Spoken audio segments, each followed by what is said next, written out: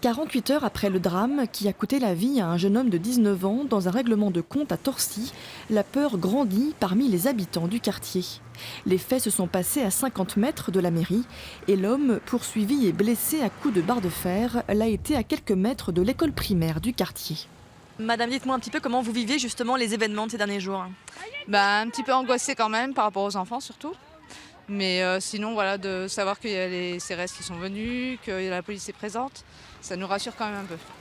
Myriam est la seule à bien vouloir nous parler à visage découvert. Les autres ont préféré garder l'anonymat par peur des représailles. On sait jamais ce qui peut arriver. J'ai des collègues ici qui ont déjà posté des trucs sur Facebook, qui ont eu leur voiture brûlée, donc j'ai pas trop envie que ça m'arrive. On ne peut pas avoir un avenir ici. Beaucoup de personnes pensent partir d'ici.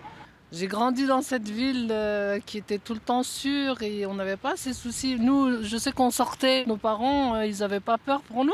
Maintenant, à l'âge où nos enfants ils peuvent sortir comme nous et jouer avec leurs copains, on se dit que non, on peut pas les lâcher parce qu'on a tout le temps peur. Ce matin, les maires de Torcy et du Creusot ont fait une conférence de presse commune. Ils demandent à l'État de respecter sa mission d'ordre public et de donner plus de moyens pour œuvrer à la sécurité des habitants, notamment par un retour de la police de proximité. Pas une présence ponctuelle, une présence qui soit la plus répétée possible, même si elle n'est pas en permanence.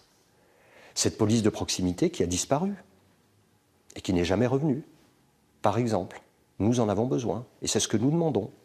Parce que c'est ça qui permet de garder le lien entre le citoyen et les policiers, donc ceux qui doivent assurer l'ordre.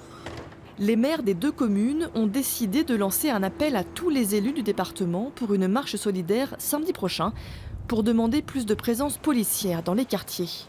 La préfecture, de son côté, n'a pas répondu à notre demande d'interview.